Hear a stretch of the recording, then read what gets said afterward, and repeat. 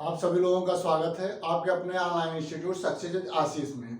आज का हमारा जो सब्जेक्ट है, हम आप लोगों को जो पढ़ाने जा रहे हैं वह सब्जेक्ट है प्राचीन भारत का इतिहास।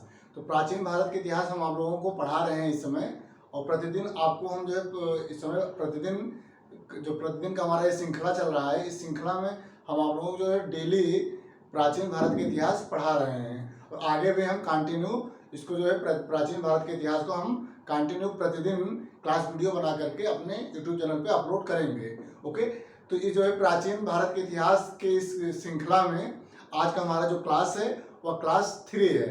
क्लास 3 में हम डिस्कस करेंगे कि किस प्रकार से भारत में प्रथम जो नगरीय सभ्यता थी वह सिंधु घाटी सभ्यता है। तो यानी भारत में सिंधु घाटी सभ्यता का विकास कब हुआ और किस प्रकार से भारत में सिंधु घाटी सभ्यता का विकास हुआ, और कहाँ किस जगह किस प्रकार से और किसके द्वारा सिंधु घाटी सभ्यता की जो खोज की गई थी, किसके द्वारा की गई थी, कब किया गया, इसका एग्जैक्ट लोकेशन भारत में कहाँ है। तो इससे संबंधित हम आज आप लोगों को जो है पढ़ाने जा रहे हैं।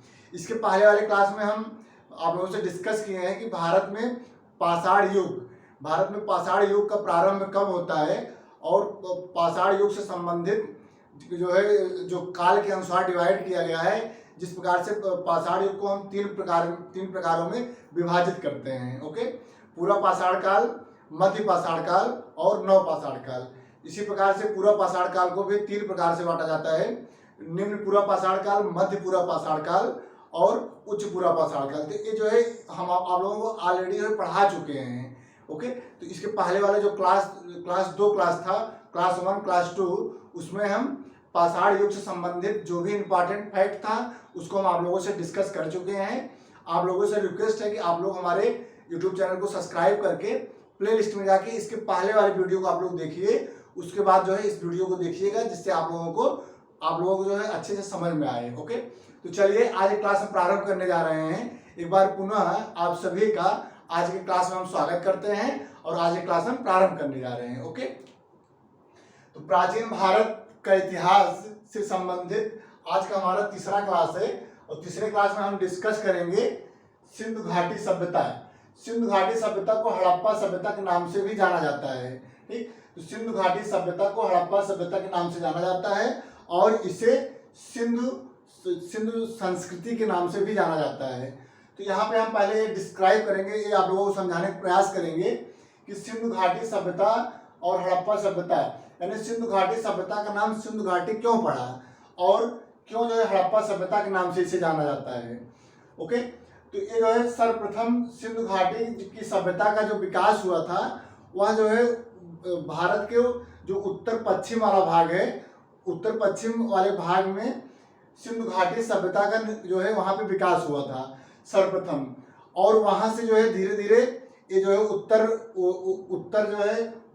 उत्तर भारत में भी इसका जो है विकास हुआ, और कुछ जो है इसके पूर्व भाग में विकास हुआ था। लेकिन अधिकतर भाग ये जो भारत स्वतंत्र नहीं हुआ था उस समय जो है जो पश्चिम वाला भाग था, जैसे पाकिस्तान में जो उत्तर पश्चिमी प्रांत का जो पंजाब वाला भाग है, वो जो है पहले जब स्वतंत्र नहीं भारत हुआ था तो भारत का ही भाग था। तो इस प्रकार से जो सिंधु घाटी सभ्यता का जो अधिकतर भाग है वह जब भारत स्वतंत्र हुआ उसके बाद अधिकतर भाग इसका सिंधु घाटी सभ्यता का वह पाकिस्तान में चला गया था। ओके, तो ये जो सिंधु घाटी सभ्यता का नाम इसलिए पड़ा क्योंकि सिंधु नदी इस क्षेत्र में पाई जाती थी, और सिंधु नदी के आसपास वाले क्षेत्र को सिंधु सभ्यता के नाम से जाना जाता है। तो इसीलिए जो सिंधु नदी के जो आसपास की जो सभ्यताएं जो वहाँ पे विकसित हुई थी, उन सभ्यता को जब इसका जो खोज किया गया तो इसको जो है सिंधु सभ्यता नाम जॉन मार्शल के द्वारा दिया गया था।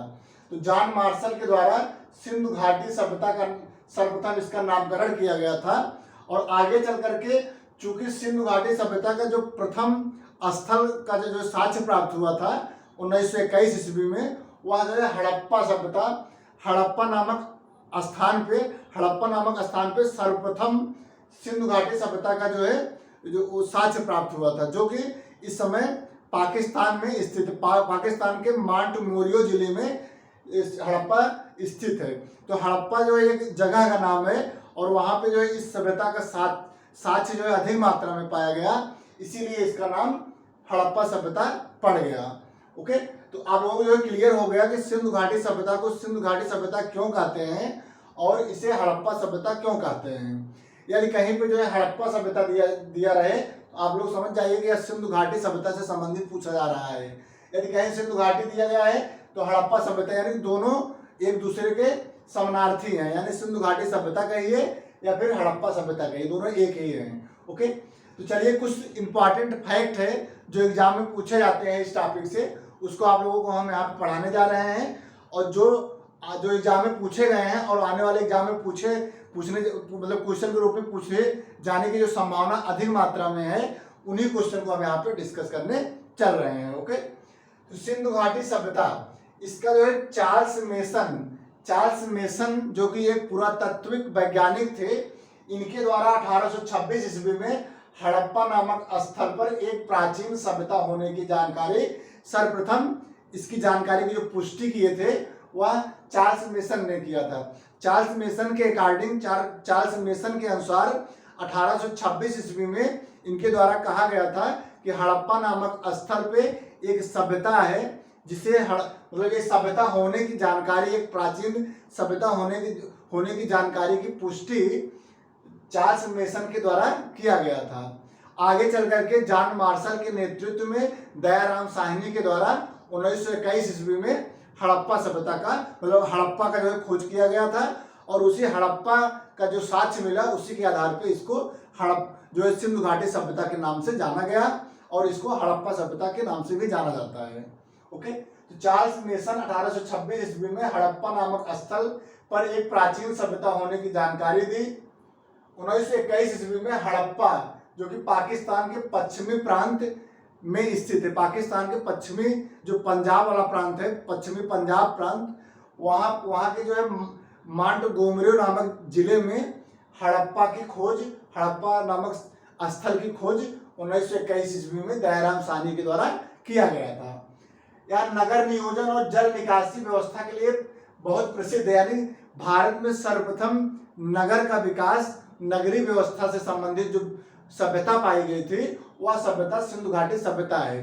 क्वेश्चन पूछा जाता है कि सिंधु घाटी सभ्यता क्या एक नगरीय सभ्यता है, तो हाँ, सिंधु घाटी सभ्यता एक नगरीय सभ्यता है, क्योंकि सिंधु घाटी सभ्यता में जो साक्ष्य प्राप्त हुआ है उससे यह अनुमान लगाया गया है कि सिंधु घाटी सभ्यता में नगर जो है बहुत अच्छे से सुव्यवस्थित और सुसंगठित तरीके से नगरीय व्यवस्था का विकास हुआ था।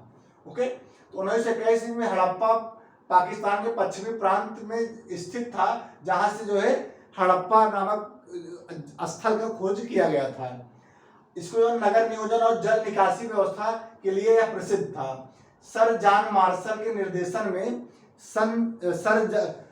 सर जॉन मार्शल के नेतृत्व में 1921 ईस्वी में दयाराम साहनी ने पाकिस्तान में मांटगोमरी नामक जिले में जो कि रावी नदी के तट पर स्थित है, वहां से जो है हड़प्पा की खोज की गई थी। यानी हड़प्पा जो है किस नदी पे स्थित है, हड़प्पा सभ्यता जो हड़प्पा स्थल है वह रावी नदी के तट पर स्थित है, और यह जो है मांटगोमरी नामक जिला में स्थित है।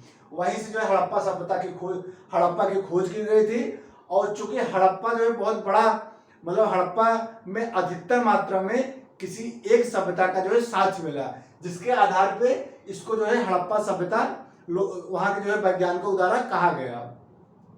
इसी प्रकार से जॉन मार्शल ने सर्वप्रथम सिंधु सभ्यता नाम दिया था। ओके, तो सिंधु सभ्यता का नाम जो है सर्वप्रथम इसका नामकरण जॉन मार्शल के द्वारा दिया गया था।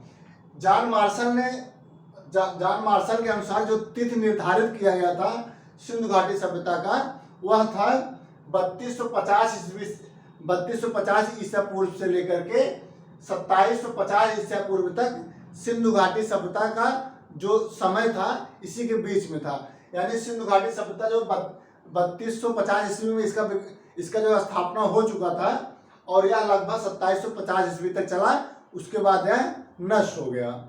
ओके, तो क्वेश्चन पूछा जाता है, इसका समय पूछा जाता है, तो इसको आप लोग अपने कॉपी में नोट कर लीजिए।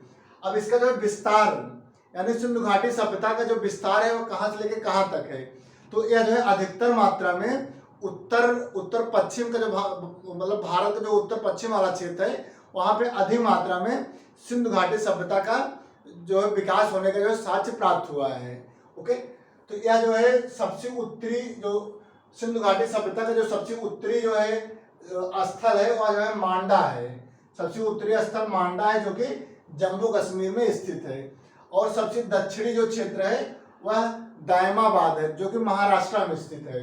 दायमाबाद जो कि महाराष्ट्र में स्थित है।